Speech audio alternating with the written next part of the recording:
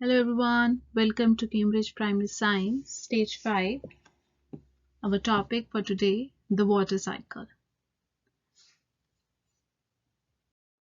So as we know about the evaporation and the condensation. So what is evaporation? That is when the liquid gains the heat energy and it evaporates in the air, in the water vapor and turn into a gas. That is evaporation. And what is condensation? When that gas and that lose the heat energy and come back to the earth's surface in the form of a liquid, that is condensation. So water cycle is the movement of water from the earth's surface, that is land and sea, back into the air, and then it comes back again in the form of a condensation. Means the evaporation happens and then the condensation happens.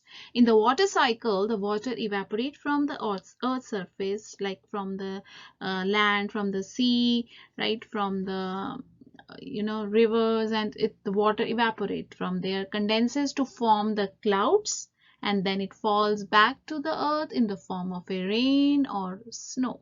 So water cycle happens mainly because of evaporation and condensation. So both are used in this, and the freezing and melting also happens in the water cycle.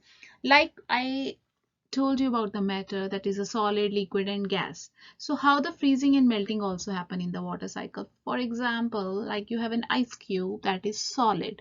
When you heat up the ice cube, it turns into a liquid, and it turns into a liquid and it we can say that um, it turn into a liquid, we can say that it is melting. The solid is melting and it becomes liquid. So here the melting happens, and when the melting happens, then it again, if we further melt the liquid, if more heat energy is given to the liquid, then it will get evaporated. Okay, so the melting and evaporation happens in the same way when, and that is because of the heating. Because of the heat, there is a melting and there is a evaporation. And when that gas, right, and then when this water vapor then condenses when it get cool enough, right? When the water vapor get cool enough, it condense and it becomes, then it condense and then it becomes, from the liquids, from the gas state it become liquid, and because of the cool, and when that liquid is more cool down, it becomes again solid. That becomes again solid, means that becomes freezing comes here. So in the, when you get the heat energy, then melting happens, and when you get the coolness, then the freezing happens. That happens in the, right, in the state of matter, like from the solid, liquid and gas. All this happens like this, and I'll show you how the freezing and melting also happen in the water cycle.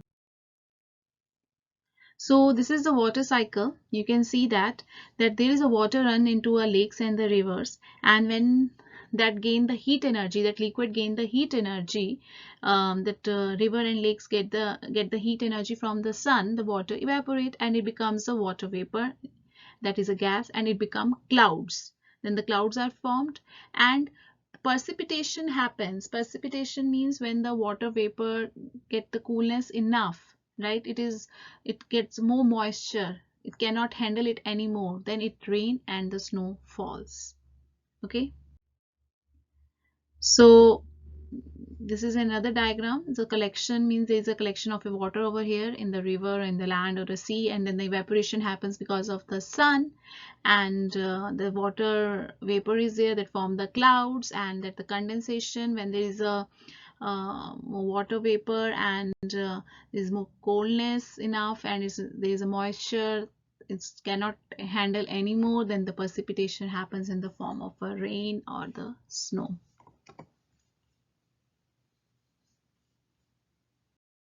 So some of the question and answers. So where does the heat come from that makes water evaporate from the rivers, lakes and the seas? From the sun. Yes, the heat comes from the sun. And where else in the water cycle does evaporation happen?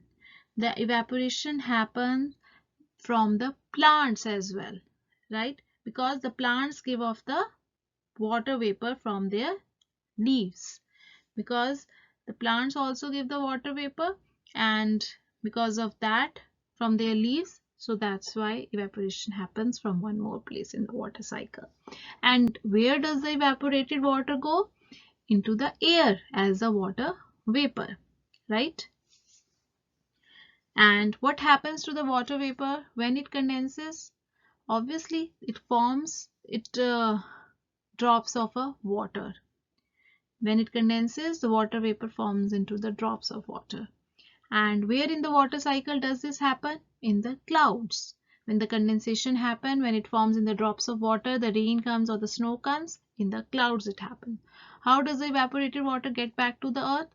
In the form of a rain or in the form of a snow. Where in the water cycle does freezing happen? Freezing when the snow form in clouds, right? There the freezing happens when the snow forms in clouds. And where the melting happen? When the snow melts to form the water. And why is the water cycle important to us? Because it keeps the moving water between the air and the earth surface so that the earth doesn't get dry up. And it allows us to use the same water over and over again with the help of evaporation and the help of condensation. We are using the same water over and over again. It's moving between the air and the earth's surface. I said it is a regular process, and so it can be done over and over again. You have to complete the sentences. Water on the earth's surface, what happened? It evaporates and moves up where? In the air as a water vapor in the form of a gas. The water vapor cools and condenses. Then when it goes in the water vapor, then it cools. When it loses the heat energy, it cools and condenses as it rises in the air. After that, the rain and the snow happens. Then the rain, snow and hail bring water back to the earth's surface. This is the complete, process of water cycle. And this is a complete water cycle, and these 3 points are basically the process also. That water on the earth's surface, in the river, lake, seas, they moves up in the air as a water vapor. Then water vapor cools. How it cools? When it loses the heat energy. And how it evaporates? When it gains the heat energy. And then when it loses the heat energy, it gets cool and condenses as it rises in the air in the form of clouds, and there the water freezes, and when the snow, because of the snow in the form of a snow. And how the melting happen? When the snow melts in the form of a water and they go back, the rain, snow, hail, they bring back water onto the earth's surface, and they go into the river, seas and lakes and soil back again. And from one more place the water vapor comes, that is the plants give off the water vapor, right? The plants give off the water vapor from where? From their leaves. Like from the water on the earth's surface evaporate and moves in the air as a water vapor. This is the place, and the other place is from the plants. The water vapor comes from. Okay. Can the water cycle ever end? We said it, that this is an ongoing process. Evaporation, condensation all the time take place. But no, the answer is no. The water cycle can never be ended. The same water keeps running, moving between the air and the surface over and over, years and years, again and again. Okay. There is a misunderstanding and misconceptions. Students saying that the new water forms during the water cycle. Because we say that the water comes again, that evaporation happens, the condensation happens, the water is used again and again and again. So there is no new water, but it is the same water in different phases that goes round and round from the earth's surface into the air and back again. There are different phases, but the water is same. Thanks everyone. Do like and subscribe my channel. Bye bye.